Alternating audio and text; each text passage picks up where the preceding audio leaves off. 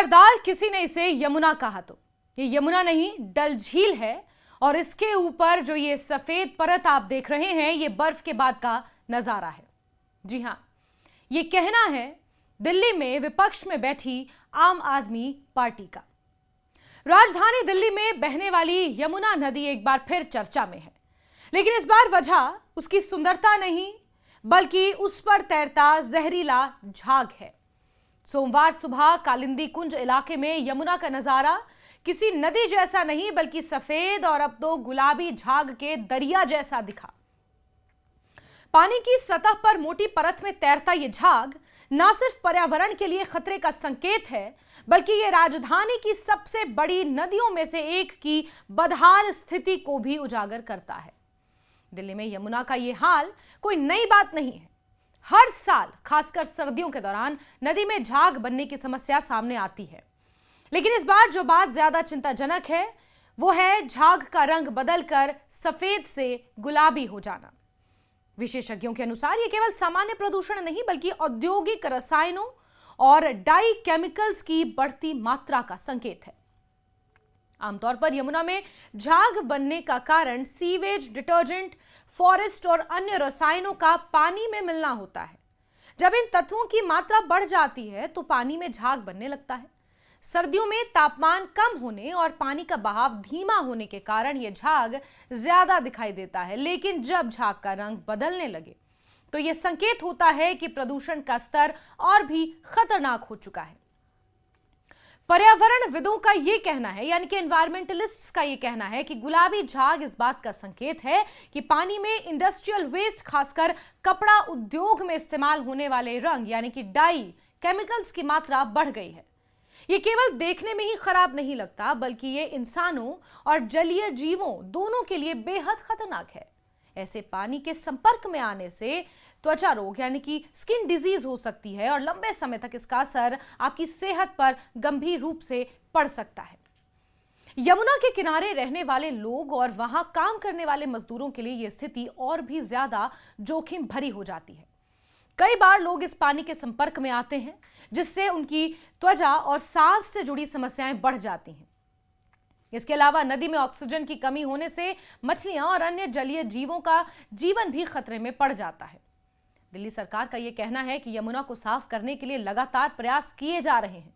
इसके तहत नालों की सफाई, सीवेज ट्रीटमेंट प्लांट्स को सुधारने और ड्रेनों की डी-सिल्टिंग जैसे काम किए जा रहे हैं। खासतौर पर नजफगढ़ ड्रेन, जो यमुना में सबसे ज्यादा गंदा पानी लाने वाले प्रमुख स्रोतों में से एक है, उसकी सफाई के लिए आधुनिक मशीनों का इस्तेमाल किया जा रहा है।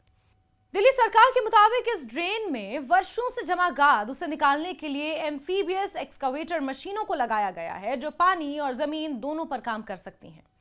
अधिकारियों का यह भी कहना है कि ड्रेनों की सफाई से यमुना में जाने वाले गंदे पानी की मात्रा कम होगी और नदी की स्थिति में सुधार आएगा, लेकिन कब, ये किसी को नहीं पता। इसके अलावा यमुना में बहने वाले झाग को हटाने के लिए पहले भी केमिकल्स का इस्तेमाल किया जाता रहा है। जानकारी के अनुसार पिछले साल छठ पूजा के दौरान झाग को नियंत्रित करने के लिए लगभग 46,000 किलो से ज्यादा केमिकल का छिड़काव किया गया था, जिस पर लाखों रुपए खर्च हुए। हालांकि यह उपाय केवल अस्थायी राहत देता है, क्योंकि झाग की जड़ समस्या यानी प्रदूषण ज्यों की त्यों बनी रहती है। यही वजह है कि बार बार सफाई के दावों के बावजूद यमुना की स्थिति में कोई बड़ा सुधार दिखाई कभी नहीं देता। सरकारें आती हैं, सरकारें जाती हैं, यमुना का जिक्र होता है, मैनिफेस्टो में उसे शामिल किया जाता है, उसकी सफाई के मुद्दे को लेकर जनता को छला जाता है, लेकिन यह समस्या जस की तस है। सवाल यह उठता है कि आखिर इतने सालों से चल रहे प्रयासों के बावजूद नदी क्यों साफ नहीं हो पा रही? इसका जवाब हमें राजनीतिक और प्रशासनिक स्तर पर भी तलाशना होगा।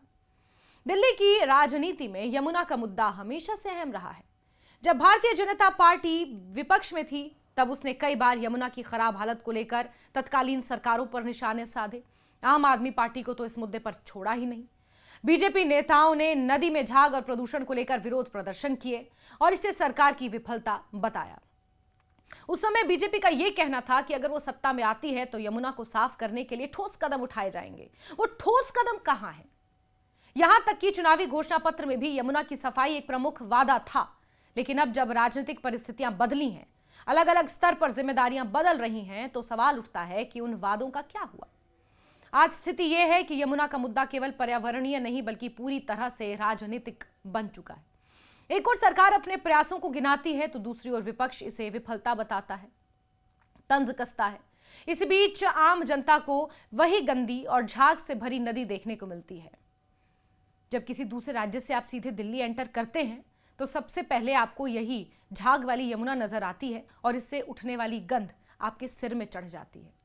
हाल ही में इस मुद्दे पर तंज भी देखने को मिला जब कुछ नेताओं ने यह कह दिया, आम आदमी पार्टी ने यह निशाना साधा कि यह यमुना नहीं बल्कि डल झील है और यह बर्फबारी के बाद का नजारा है।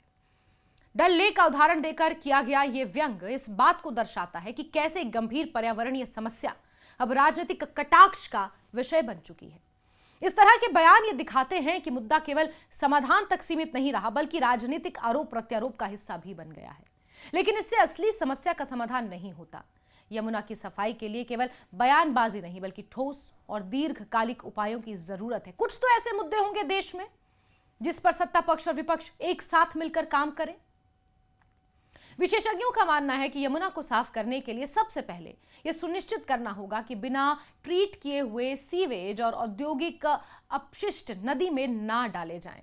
इसके लिए सीवेज ट्रीटमेंट प्लांट्स की क्षमता बढ़ानी होगी और उनकी नियमित निगरानी करनी होगी, ऐसा कुछ एनवायरमेंटलिस्ट मानते हैं, विशेषज्ञ मानते हैं। इसके अलावा उद्योगों पर सख्त नियंत्रण जरूरी है ताकि वो अपने रसायनों को सीधे नदी में ना छोड़ें। कानून तो पहले से मौजूद हैं लेकिन उनका सख्ती से पालन नहीं हो पाता। जब तक नियमों का सही तरीके से पालन नहीं होगा तब तक यमुना की हालत सुधरना मुश्किल है। यमुना केवल एक नदी नहीं है बल्कि दिल्ली की जीवन रेखा मानी जाती है। ये शहर की जल आपूर्ति, कृषि, पर्यावरण के लिए बेहद महत्वपूर्ण है। लेकिन आज इसकी स्थिति इतनी खराब हो चुकी है कि इसे दुनिया की सबसे प्रदूषित नदियों में गिना जाता है। अगर समय रहते इस पर ध्यान नहीं दिया गया तो आने वाले समय में यह समस्या गंभीर हो सकती है। प्रदूषण का असर केवल पानी तक सीमित नहीं रहेगा बल्कि हवा, मिट्टी, मानव स्वास्थ्य पर भी इसका असर पड़ेगा। कुल मिलाकर कालिंदी कुंज में दिख रहा यह झाग केवल एक दृश्य नहीं, एक चेतावनी है, पिंक कलर की चेतावनी। यह हमें याद दिलाता है कि विकास और लापरवाही की कीमत प्रकृति को चुकानी पड़ती है। अब जरूरत इस बात की है कि सरकार, उद्योग और आम लोग मिलकर इस समस्या का स्थायी समाधान निकालें ताकि यमुना फिर से एक साफ और जीवनदायिनी नदी बन सके, न सिर्फ झाग से ढकी एक जहरीली धारा जिसके कंधे पर बंदूक रखकर राजनीति की जाए।